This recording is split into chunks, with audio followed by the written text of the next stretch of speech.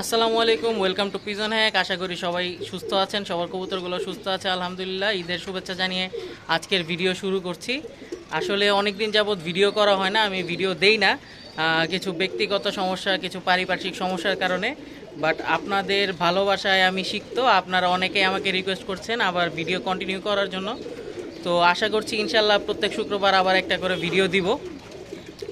তো যাই হোক, আজকে ভিডিওটা তেমন একটা লম্বা করবো না, আজকে একটা ইন্ট্রোডাকশন ভিডিও সবার সাথে শুভেচ্ছা বিনিময়ের জন্য। তো আশা করছি ঈদের সবাই এবং সবার কবুতর খুবই ভালো আছে, সুস্থ আছে। বর্তমানে যে অবস্থা, প্রচুর পরিমাণে রোদ, তাপদাহ চলছে প্রচুর। এখন ম্যাক্সিমাম যে সমস্যাটা হয়, যারা কবুতর উড়ায়, কবুতরের শুকানো একটা রোগ আছে। হ্যাঁ, কবুতরের সিনা শক্ত হয়ে যায়, সিনা একদম শুকায়া যায়। হ্যাঁ, কবুতরগুলো উড়তে চায় না। তো এই সমস্যাটার প্রধান কারণ হইতেছে এই হিট থেকে। তো হিট থেকে যেটা হয়, আমরা মানুষের ক্ষেত্রে বলি গরম ঠান্ডা। হ্যাঁ, গরম ঠান্ডা যে ব্যাপারটা আছে, আসলে কবুতরের ক্ষেত্রেও সেই গরম ঠান্ডা বিষয়টা চলে আসে। তো গরম থেকে ঠান্ডা লাগে, এটা চোরাই ঠান্ডার মতো। আপনি বুঝবেন না, কবুতর হাঁচি দিবে না, কাশি দিবে না, বাট কবুতরটার বুকে কফ জমে যায়, নাকে কফ জমে যায়। এটার আপনার আমার কবুতর আল্লাহর রহমতে এখনও সেই সমস্যায় আমি পড়ি নাই, নাহলে আমি হাতে কলমে দেখাইতে পারতাম। তো যে সমস্যাটা হইলে আর এই সমস্যাটা হইলে আপনি যেভাবে বুঝবেন যে আপনার কবুতর উড়ানো যে যদি কবুতর থাকে, তাহলে সেই কবুতরটা উড়া কমায় দিবে, অথবা দেখবেন কবুতর শুকায় গেছে। তো তখন আপনার প্রথমে যে কাজটা করবেন, যে কবুতরটা নিয়ে মুখ খুলবেন, ঠোঁট খুলবেন। ঠোঁটের মধ্যে যদি দেখেন লালা উপরে নিচে বাইজা আছে, তাহলে বুঝতে পারবেন যে কবুতরটার মুখের মধ্যে যেহেতু শ্লেষ্মা আছে, ওর ঠান্ডা লাগছে।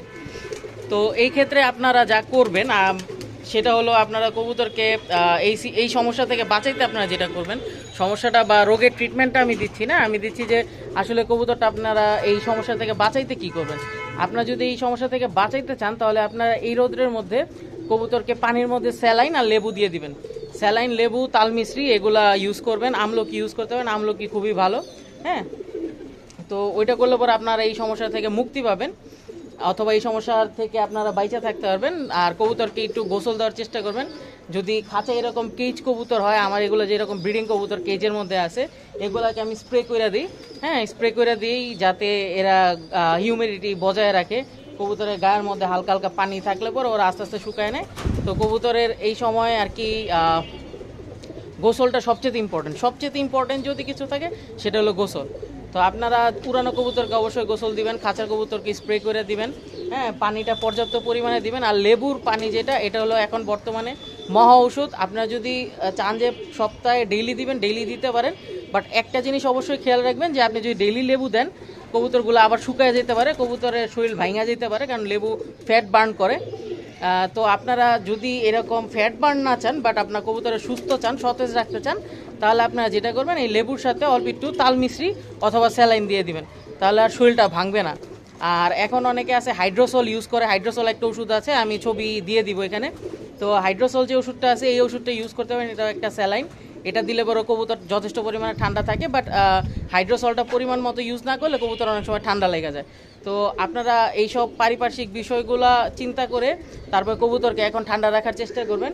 কবুতরকে কোনোভাবেই তেল জাতীয় খাবার খুব বেশি পরিমাণে দেওয়া যাবে না। বাজরা, তিসি, সূর্যমুখী, বাজরা দেওয়া যায়, বাট বাজরা কার্বোহাইড্রেট হইলে পরে এটা থেকে এক ধরনের তেল পায় ওরা, কবুতর তেলা ভাব আসে। সো এখন আর তেলা আপাতত করার দরকার নাই, খুব একটা বেশি দিবেন না। রেগুলার রেশিও অনুযায়ী মিক্সে খাবার যদি দেন, ধানের পরিমাণটা একটু বাড়ায় দেন, ধানটা বেশি দেন, এতে বডি টাইট থাকবে, ওদের পাতলা পায়খানার সমস্যা হবে না। আর তাছাড়া এখন আপনারা যে কোনো সমস্যা ফেস করলে আমাকে কমেন্টে জানান, আমি সেই ধরনের ভিডিওটাই আপনাদের কাছে নিয়ে আগামী শুক্রবার আসবো ইনশাল্লাহ। আর সবাইকে অবশ্যই ঈদের শুভেচ্ছা জানাচ্ছি। আর আমি একটা কথা বলতে চাই, আপনারা আমাকে যে ধরনের সাপোর্ট করতেছেন, এতদিন ভিডিও দেই নেই তারপরও, তো আমি সেজন্য আপনাদের কাছে খুবই কৃতজ্ঞ। তো আশা করছি আমার এই ভিডিওটা থেকে যারা দেখবেন, তারা অবশ্যই কমেন্টে জানাবেন যে আপনাদের কি সমস্যার সমাধান দরকার। আমি সেই সমস্যার সমাধান নিয়ে ইনশাল্লাহ আগামী শুক্রবার আপনাদের জন্য ভিডিও প্রস্তুত করব। ধন্যবাদ। আসসালামু আলাইকুম।